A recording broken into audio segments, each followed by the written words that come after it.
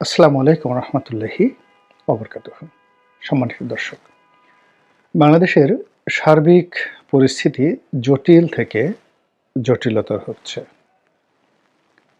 কেবলই মাত্র জটিল নয়, এর সঙ্গে কুটিলতাও যুক্ত হয়েছে।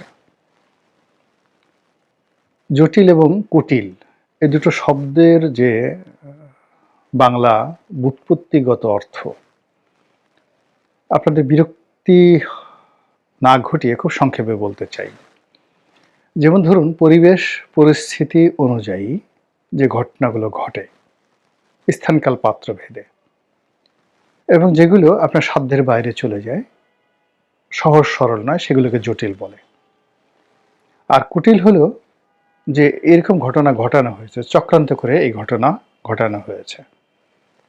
তো কাজেই বাংলাদেশে এখন যা কিছু ঘটছে সেটি হলো শেখ হাসিনা বাংলাদেশের ক্ষমতা থেকে চ্যুত হওয়ার পর এবং ১৫ বছরে আওয়ামী লীগের দুঃশাসনের ফলে অর্থনৈতিক খাতে, সামাজিক খাতে, পারিবারিক খাতে, ব্যাংক, বিমা, ব্যবসা বাণিজ্য, তারপর শিল্প সাহিত্য, এরপর আমলাতন্ত্র, কূটনীতি, সকল ব্যাপারে জটিলতা তৈরি হয়েছে।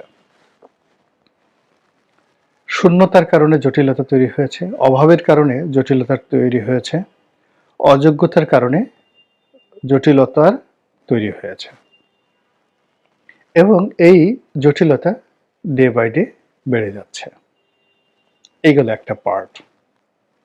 দ্বিতীয় যে পার্ট, সেটি হলো এই যে জটিলতাগুলো আছে এটিকে আরও জটিল করার জন্য, একটির সঙ্গে অন্যটির সংমিশ্রণ ঘটিয়ে বড় কোনো দুর্ঘটনা ঘটানোর জন্য পর্দার আড়ালে থেকে বিভিন্ন পক্ষ এখানে কলকাঠি নাড়ছে, অর্থাৎ কুটিলতা করছে, চক্রান্ত করছে। এর ফলে কি হলো, খুব ছোট ছোট ঘটনা এত বিশাল এবং ব্যাপক আকারে আমাদের এই সমাজে প্রভাব বিস্তার করছে। মানুষের যে দৈনন্দিন কাজ করার যে স্পৃহা, এটি নষ্ট হয়ে যাচ্ছে। মানুষের বেঁচে থাকার জন্য যেটি সবচেয়ে বেশি দরকার সেটি হলো তার স্বপ্ন দেখার ক্ষমতা, ড্রিমিং পাওয়ার। সেই স্বপ্ন দেখার ক্ষমতা এখন নাই বললেই চলে। আগামীকাল নিয়ে কোনো ভালো স্বপ্ন দেখার মতো অবস্থা এখন এই বাংলাদেশে কোনো চিন্তক, কোনো ভাবক, কোনো বিজ্ঞানীর, অর্থাৎ আমাদের সাধারণ মানুষ নয়, আমাদের দেশে যে সকল মহামানব রয়েছে তাদের কারোর মধ্যে এখন নেই। এরপর যেটি হলো সেটি হচ্ছে যে আমাদের জীবনকে চালিয়ে নেওয়ার জন্য যে সকল চালিকা শক্তি রয়েছে, সেই চালিকা শক্তির মধ্যে স্পিরিচুয়াল সাইডটি যদি ধরেন, ধর্মীয় যে বিষয়টি রয়েছে, সেখানে ভীষণ রকম বিভক্তি, মারামারি, কাটাকাটি, অর্থাৎ হিন্দু বলেন, বৌদ্ধ বলেন, খ্রিস্টান বলেন, মুসলমান বলেন বা ইসলাম ধর্মাবলম্বী বলেন, সকলের মধ্যে গ্রুপ, উপগ্রুপ, দলাদলি, দেশি বিদেশি চক্রান্ত এবং একে অপরের সঙ্গে প্রতিযোগিতা, এবং এক পক্ষকে অপর পক্ষ বিভিন্ন রাজনৈতিক ট্যাগ দিয়ে তাদেরকে ময়দান থেকে তাড়ানোর জন্য যে চেষ্টা চলছে, ফলে আমাদের যে ধর্মীয় সেক্টর, যা মানুষের মনে শান্তি দেয়, মানুষকে শান্ত রাখতে সাহায্য করে, ঐক্যবদ্ধ রাখতে সাহায্য করে, সেটা মন্দির থেকে হোক, গির্জা থেকে হোক, প্যাগোডা থেকে হোক, কিংবা মসজিদ থেকে হোক, সব জায়গাতেই মারামারি, কাটাকাটি, হানাহানি। ও লোক আওয়ামী লীগের ছিল, ও বিএনপির, ও জামাতের, ও হেফাজতের। আবার হেফাজতের যদি হয়ে থাকে, ও এই আওয়ামী গ্রুপের হেফাজতি, ও বিএনপি গ্রুপের হেফাজতি। এরপর যেটি অরাজনৈতিক সংগঠনের হিসেবে সবচেয়ে বড় ছিল সেটি হলো তাবলিগ। সেই তাবলিগের মধ্যেও দুটো রাজনৈতিক দল এখানে এমনভাবে ঢুকে গিয়েছে, তার সঙ্গে যুক্ত হয়েছে প্রো বাংলাদেশি, প্রো ইন্ডিয়ান, অর্থাৎ এক পক্ষ ভারতপন্থী, আর এক পক্ষ বাংলাদেশপন্থী, এক পক্ষ আওয়ামী লীগপন্থী, আর এক পক্ষ আওয়ামী বিরোধী শক্তি। এইগুলো নিয়ে যে ট্যাগ চলছে, এর ফলে সেই ইসকন ভার্সেস সাধারণ হিন্দু, বৌদ্ধদের মধ্যে ঢাকার বৌদ্ধ ভার্সেস পার্বত্য চট্টগ্রামের বৌদ্ধ, পার্বত্য চট্টগ্রামের বৌদ্ধ ভার্সেস কক্সবাজারের রামুতে বসবাসরত বৌদ্ধ এবং সীমান্তের ওপারে আরাকান আর্মির বৌদ্ধ। এটা নিয়ে যারা আলোচনা করতে চান বা এটা নিয়ে তারা জানেন, তারা বুঝতে পারবেন যে এই মুহূর্তে ধর্মীয় সেক্টরটা কত উত্তপ্ত অবস্থায় রয়েছে প্রত্যেকটা ক্ষেত্রে, অ্যাকর্ডিংলি খ্রিস্টানদের মধ্যেও।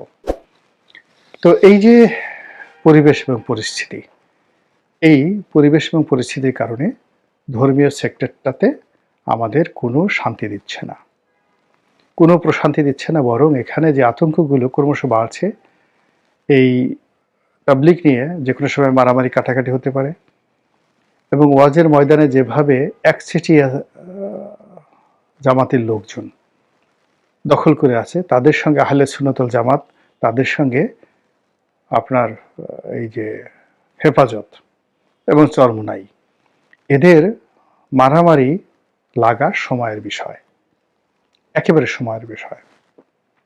এ কারণ হলো এই ওয়াজ নিয়ে, ওয়াজ তো মাগনা মাগনা কেউ ওয়াজ করে না, এর সঙ্গে বিরাট একটা অর্থনৈতিক কর্মকাণ্ড এবং রাজনৈতিক প্রোপাগান্ডা জড়িত। অর্থাৎ যারা যাচ্ছেন ওয়াজ করার জন্য তারা টাকা নিয়ে ওয়াজ করেন, যারা ওয়াজের আয়োজন করেন তারা চাঁদা তুলেন এবং ওয়াজের ময়দানে বসে একটা রাজনৈতিক এজেন্ডা সেখানে বাস্তবায়ন করেন। কেবলই মাত্র আল্লাহকে খুশি করার জন্য, রাসূলকে খুশি করার জন্য, দ্বীন ইসলামের প্রচারের জন্য বাংলাদেশে ওয়াজ হয়, এই কথা কোনো অবোধ শিশু এখন আর বিশ্বাস করে না। তো যখন এখানে স্বার্থের সংঘাত আছে, সেই স্বার্থের সংঘাত যেখানে আছে সেখানে শারীরিক সংঘাত অনিবার্য, এবং এটার জন্য বাংলাদেশ খুব বেশি, এই যে এখন তো ওয়াজের মৌসুম চলছে, দেখেন কি হয় এটা নিয়ে। গেল ধর্মীয় ব্যাপার। অর্থনীতি, অসম অর্থনীতি। গত কয়েকদিন খবর হলো যে রিজার্ভ বেড়ে যাচ্ছে। এটি সুসংবাদ না, এটা দুঃসংবাদ। একদিকে টাকা আপনি যাকে বলা হয় ছাপিয়ে লোকাল কারেন্সির সাপ্লাই দিচ্ছেন, আরেকদিকে বিদেশ থেকে যে অর্থ আসছে সেটা আইএমএফ টাকা দিচ্ছে, ওয়ার্ল্ড ব্যাংক টাকা দিচ্ছে, রেমিটেন্সের টাকা আসছে। এই টাকাগুলো অব্যবহৃত অবস্থায় আপনার রিজার্ভ বৃদ্ধি করছে, কিন্তু আমদানি, বিশেষ করে ক্যাপিটাল মেশিনারিজ আমদানি, এরপরে ভোগ্যপণ্য আমদানি, যেটা দিয়ে রেভিনিউ আসবে, সেগুলো একটাতে কোনো ইতিবাচক ফলাফল নেই। যে ব্যাংকগুলোতে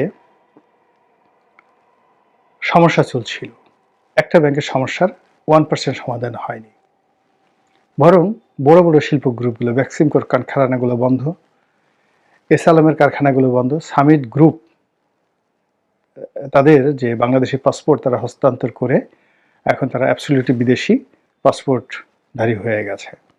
ফলে তাদের বিদ্যুৎ সেক্টরে যে বিরাট ইনভেস্টমেন্ট, এটির সঙ্গে বাংলাদেশের যে ব্যাংকগুলো জড়িত তাদের সবার ঘুম হারাম হয়ে গেছে। আদানির সমস্যা এখনো সমাধান হয়নি।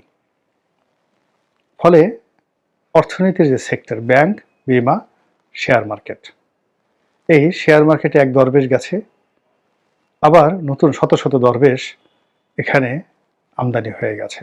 এর মধ্যে কেউ কেউ আবার বলার চেষ্টা করছে, না আমি দরবেশ হব না। ঠিক আছে, তুমি দরবেশ না হও, তুমি পীর হও, তুমি আউলিয়া হও, হোয়াট এভার মেবি, কিন্তু বদনাম তো হয়ে গেছে তোমার। এই জিনিসগুলো পুরো অর্থনৈতিক সেক্টরকে খেয়ে ফেলেছে। তাহলে কি গেল? ধর্মীয় বিষয় গেল, অর্থনীতি গেল, রাজনীতির কথা চিন্তা করেন।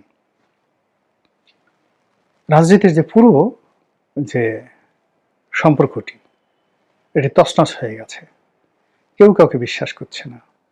একটি রাজনৈতিক দল কোনো একটা কথা বলে 24 ঘন্টা সেই কথার উপর স্থির থাকতে পারছে না, সেটি ছোট রাজনৈতিক দল থেকে শুরু করে বড় রাজনৈতিক দলগুলো, এবং সবাই ধৈর্যহারা হয়ে পড়েছেন। দেখবেন তারা যখন কথা বলে তাদের চোখ গোল গোল করে তারা কথা বলছেন, তাদের চোয়াল শক্ত হয়ে যাচ্ছে, এবং যে মানুষ কখনো যে কথা বলেনি, অর্থাৎ যারা মন্দ শব্দ উচ্চারণ করেনি, তারা এখন খুব বিশ্রী আজেবাজে শব্দে গালাগাল করছে, যে মানুষগুলো সমাজে এই আগস্ট মাসের 5 তারিখের আগে অনুল্লেখ্য ব্যক্তি ছিল, মানে এই সমাজে বসে কারোর সামনে বসে চেয়ারে বসবে বা দাঁড়াবে এই সামর্থ্য যাদের ছিল না, এখন তারা পায়ের উপর পা তুলে সেই বড় বড় মানুষগুলোকে তারা কমান্ড করছে। অর্থাৎ হঠাৎ করে যদি আপনি দেখেন একটি তেলাপোকা এসে চেয়ারে বসেছে, চেয়ারে বসে সে প্রকৃতির অন্যান্য বড় বড় প্রাণী, বাঘ, সিংহ, এদেরকে হুকুম দিচ্ছে, এটা করো, এটা করো, ওটা করো। এখন আমাদের এই সমাজের দৃশ্যপটে এরকম অনেক লোককে দেখবেন, টেলিভিশনে দেখবেন, পত্রপত্রিকায় দেখবেন, রাস্তাঘাটে দেখবেন, যাদের অবস্থা ঠিক সেই তেলাপোকার মতো বিখ্যাত, যে পিপিলিকা গো ধরেছে উড়বেই, বনের দাতাল শোয়ার রাজাসনে বসবেই, সেই যে রফিকুল্লাহর বিখ্যাত কবিতা। এরকম একটা পরিবেশ পরিস্থিতি সৃষ্টি হয়ে গেছে রাজনীতিতে। ফলে যখন এরকম একটা অবস্থা তৈরি হয়, তখন সমাজে যারা ভদ্রলোক, আপনি মঈন খানকে কোথাও খুঁজে পাবেন না। এখানে মির্জা ফখরুল সাহেবের মূল্য ক্রমশ কমে যাচ্ছে। সালাউদ্দিন সাহেবের মতো মানুষের যে গুরুত্ব বিএনপির কমে যাচ্ছে।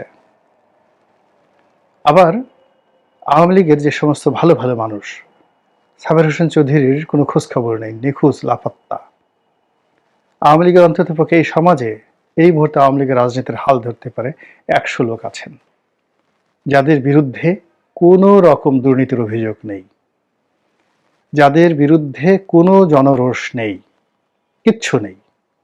এবং এখনো পর্যন্ত বাংলাদেশের রাজনীতির অঙ্গনে সৎ মানুষের যদি তালিকা করা হয়, সেই তালিকার মধ্যে সবচেয়ে বেশি সংখ্যক মানুষ এই আওয়ামী লীগের মধ্যে এখনো আছে, এবং তারা সবাই এমপি। আমি অন্ততপক্ষে 20 থেকে 25 জন লোকের নাম বলবো। আচ্ছা, আপনি ধরুন মহান মুক্তিযুদ্ধের সেই বিশাল ব্যক্তিত্ব মেজর রফিক, যিনি স্বরাষ্ট্রমন্ত্রী ছিলেন, তিনি কোথায়? তাকে কেন সামনে আনা হচ্ছে না? তাকে তো আমরা দেখছি না। ওই যে উত্তরবঙ্গের শহীদুজ্জামান সরকার ছিলেন মন্ত্রী, তিনি যদি এখন আওয়ামী লীগের পক্ষে কথা বলেন এই শহরে, সমস্যাটা কি বলেন? কিংবা ধরুন আমাদের সেই যে জয়া সেনগুপ্ত, সুরঞ্জিত সেনগুপ্তের স্ত্রী জয়া সেনগুপ্তা, তিনি যদি কথা বলেন, সমস্যা কি? আব্দুস সামাদ আজাদ সাহেবের ছেলে মাহমুদুস সামাদ, উনি যদি কথা বলেন, সমস্যা কোথায়? এরা তো কখনো কোনো দুর্নীতি করেননি। আপনি হবিগঞ্জের আব্দুল মজিদ সাহেব ছিলেন সাবেক সংসদ সদস্য, তিনি যদি কথা বলেন, সমস্যা কোথায়? এই যে ঢাকার কাছাকাছি মুরাজ্জম, সাভারের মুরাজ্জম, তরুণদের মধ্যে তরুণ নেতা মুরাজ্জম, আচ্ছা বলেন তো, মুরাজ্জম যদি কথা বলেন, সমস্যা কোথায়? Where is the problem? কি তারা কি করেছেন এই মানে এই সমাজে? এরকম অন্তত পক্ষে আমি 100 লোকের নাম বলতে পারবো, যারা সমাজে যদি এইভাবে ঘোরাফেরা করেন এই সমাজে, তাহলে বিএনপি রাজনীতি যে আছে সেটার মূল্যায়ন হবে, জামাতের রাজনীতি গুরুত্ব পাবে। কিন্তু এখন এই তেলাপোকা, পিঁপড়া, বনের দাতাল সুর, এই শব্দগুলো কবিতার ভাষায় যেভাবে রাজনীতিতে চলে এসেছে, যদি যোগ্য লোক না থাকেন, বিএনপির মধ্যে থেকে যদি আপনার যারা জ্ঞানী গুণী সম্ভ্রান্ত সেই লোকগুলো যদি সামনে এগিয়ে না আসেন, জামাতের মধ্যে যারা শিক্ষিত সম্ভ্রান্ত লোকজন যদি তারা এগিয়ে না আসেন, তাহলে বারবার কি হবে? ওই যে জামাতের নাসিরের নাম আসবে। তো নাসির তো জামাতের মূল ফ্যাক্টর না, কেন ডক্টর মাসুদের নাম এগিয়ে আসছে না? হামিদুর রহমান আজাদকে কেন দেখা যাচ্ছে না জামাতের? কিংবা এটিএম আজহার কেন, মানে যেখানে সুইডেন আসলাম বের হয়ে গেলেন, সেখানে এটিএম আজহার সাহেব কেন এখনো বের হতে পারলেন না? এই জিনিসগুলো আলোচনা করতে হবে। এর ফলে কি হচ্ছে, আমাদের যে রাজনীতির যে সংকট, সেই সংকটগুলো মানে ডে বাই ডে বেড়ে যাচ্ছে। অর্থনীতি, রাজনীতি। এবার আপনি চিন্তা করুন সংস্কৃতি নিয়ে। আচ্ছা, এত বড় একটা বিপ্লব হয়ে গেল, এই বিপ্লবকে নিয়ে একটা গান রচিত হলো না, একটা নাটক রচিত হলো না, একটা সিনেমা এখন পর্যন্ত তৈরি হলো না, 4 মাস হয়ে গেল। আপনি দেখেন মহান মুক্তিযুদ্ধের আগে পরে কত গান, কত স্লোগান। এখন এই যে একটি বিপ্লব, এত বড় বিপ্লব, সেই বিপ্লবকে ধারণ করার জন্য কোনো সাংস্কৃতিক কর্মকাণ্ড নেই। এখন আমরা 420 খ্যাত সেই মোস্তফা সরোয়ার ফারুকী, তাকে সংস্কৃতি মন্ত্রণালয়ের দায়িত্ব দিয়ে তাকে 840 বানানোর দায়িত্ব দেওয়া হয়েছে। বোঝার চেষ্টা করুন, একটা লোক যত মেধাবী হোক না কেন, সে নাকি ম্যাট্রিক পাস করেছে, অনলি এসএসসি পাস করেছে, এবং he is mostly famous for his wife Tisha. এখন তিশাকে যদি আপনি ধরেন বাংলাদেশের এই মুহূর্তে সংস্কৃতির রোল মডেল, কিন্তু এই বাংলাতে একসময় সংস্কৃতি বলতে খান আতাউর রহমানকে বোঝানো হতো। এই বাংলায় সংস্কৃতির রোল মডেল বলতে এহতেশামকে বোঝানো হতো, নায়ক বলতে রাজ্জাককে বোঝানো হতো। এই বাংলায় গীতিকার বলতে সৈয়দ শামসুল হককে বোঝানো হতো, গাজী মাজহারুল আনোয়ারকে বোঝানো হতো। আচ্ছা, এখন এই মানুষগুলোর সঙ্গে ফারুকীকে আপনি বসান, কথা বলান, ফারুকীর কে আপনি আমাদের এই অঙ্গনে এখনো যারা জীবিত আছেন, যারা সংস্কৃতি নিয়ে কাজ করছেন, সাহিত্য নিয়ে কাজ করছেন, আচ্ছা আপনি ইমদাদুল হক মিলন তো এখনো জীবিত আছেন, তাই না? আপনি ডক্টর জাফর ইকবাল, আপনি তাকে যতই ট্যাগ দেন না কেন, ডক্টর মুনতাসির মামুনকে আপনি যতই ট্যাগ দেন না কেন, তারা তো এখনো জীবিত আছেন।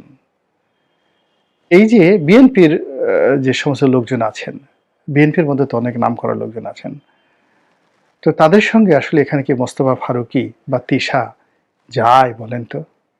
এটি কি হয়? ফলে সাহিত্য হচ্ছে না, সংস্কৃতি হচ্ছে না, আকাল। কৃষির কথা চিন্তা করেন, আমাদের দেশটা এখনো বেঁচে আছে কৃষির উপর নির্ভর করে। এই কৃষি মন্ত্রণালয় এবং খাদ্য মন্ত্রণালয় কে চালাচ্ছে? এই 4 মাসে, অর্থাৎ আমাদের বছরে এখন 4টি পর্ব যায়, আমরা বছরে 4টি ফসল উৎপন্ন করি, খাদ্যশস্য থেকে শুরু করে তরি তরকারি, আনাজ থেকে শুরু করে মাল মশলা যা কিছু আছে। এই যে 4 মাস হয়ে গেল, এই 4 মাসের মধ্যে কৃষির অবস্থা কি, যেটি আমাদের জিডিপিতে, আমাদের বেঁচে থাকার জন্য স্ট্যাবিলিটির সবচেয়ে গুরুত্বপূর্ণ। আপনারা কয়জন এই খাদ্য মন্ত্রণালয়ের যারা কর্মকর্তা আছেন, প্রাণী সম্পদ মন্ত্রণালয়ের অবস্থা কি আপনারা কি জানেন?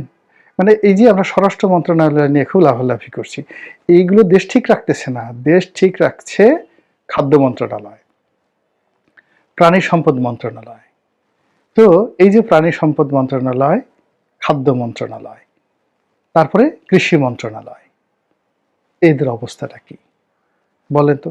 আপনারা যদি এদের কাউকে জিজ্ঞেস করেন, ডক্টর মোহাম্মদ ইউনূসকে, যে বাংলাদেশে কয়টা হাঁসের খামার আছে, কয়টি মহিষ প্রজনন কেন্দ্র আছে, ওনাকে একটু জিজ্ঞাসা করেন তো, উনি বলতে পারেন কিনা? বা ওনার যারা মুখপত্র আছে তাদেরকে একটু জিজ্ঞাসা করেন তো, বাংলাদেশের যে ছাগল প্রজনন কেন্দ্র কয়টা আছে, কোথায় আছে? বাংলাদেশে যে শকুন প্রজনন কেন্দ্র, এটি আছে কিনা, একটু জিজ্ঞাসা করে দেখেন। তো কাজেই আমরা কি করছি? যারা দেশ চালাচ্ছে, যারা সবকিছু করছে, তারা কি দেশ চালানোর উপযুক্ত? তারা কি এই জিনিসগুলো জানেন? তারা কি অ্যাডমিনিস্ট্রেশন বুঝেন? এই যে এক যুবক ছেলেকে সবচেয়ে বড় মন্ত্রণালয় দেওয়া হয়েছে, এলজিআরডি, উনি কি বলতে পারবেন যে বাংলাদেশে এই মন্ত্রণালয়ের আন্ডারে কত মাইল, কত কিলোমিটার ব্রিজ আছে, কত কিলোমিটার কালভার্ট আছে? জিজ্ঞেস করেন তো। ও মুখস্থ করবে, 7 দিন তাকে সময় দিবেন, 7 দিন সময় দেওয়ার পর তাকে জিজ্ঞেস করেন, দেখবেন সব ভুলে গেছে। কত কিলোমিটার গ্রামীণ রাস্তা আছে, কত কিলোমিটার ইন্টারকানেক্টিং সড়ক রয়েছে। ওকে একটু জিজ্ঞাসা করেন যে গ্রামের 20 ফিট বাই, মানে পাশে 20 ফিট প্রশস্ত একটি কাঁচা রাস্তা তৈরি করতে কত টাকা খরচ যায় এলজিআরডির। পাকা রাস্তা করতে কত টাকা খরচ যায়?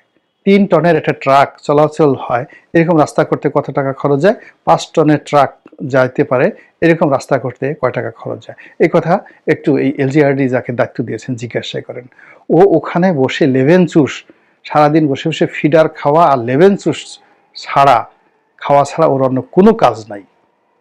ওখানে কাজ করতে হলে মেধা লাগে, যোগ্যতা লাগে, রাজনৈতিক গুণাবলী লাগে। এগুলো বললে হবে না। তথ্য মন্ত্রণালয় দেয়া হয়েছে এক যুবককে, যেখানে যাকে বলা হয় চতুর্থ রাষ্ট্রের চতুর্থ স্তম্ভ সংবাদপত্র, যারা প্রথম আলোর মতিউর রহমানকে চালাবেন যে মন্ত্রণালয়, ডেইলি স্টারকে চালাবেন যে মন্ত্রণালয়, এই আমাদের মতো লোককে প্রমোট করবেন, ওই যুবক কোনো দিন কোনো পত্রিকাতে ২ কলম লিখেছেন? ও কি বাংলা ভাষা সাহিত্য তদ্ভব তৎসম শব্দ সম্পর্কে জানেন? সে কি জানেন যে বাংলা ভাষার সঙ্গে ফার্সি ভাষার কি সম্পর্ক? ও কি জানেন যে ফার্সি বাংলাদেশে কিভাবে এলো? ফার্সির সাথে সংস্কৃতির মিলটা কি? ইংরেজি কিভাবে এখানে ঢুকে গেল? সে কি করে তথ্য মন্ত্রণালয় চালাবে? তো এই যে অবস্থা, কোথায় যাচ্ছি, কি করছি? মনে হচ্ছে যে আমি জাহান্নামের মধ্যে বসে পুষ্পের হাসি হাসছি। আল্লাহ রক্ষা করুন, হেফাজত করুন। আসসালামু আলাইকুম ওয়া রাহমাতুল্লাহি ওয়া বারাকাতুহু।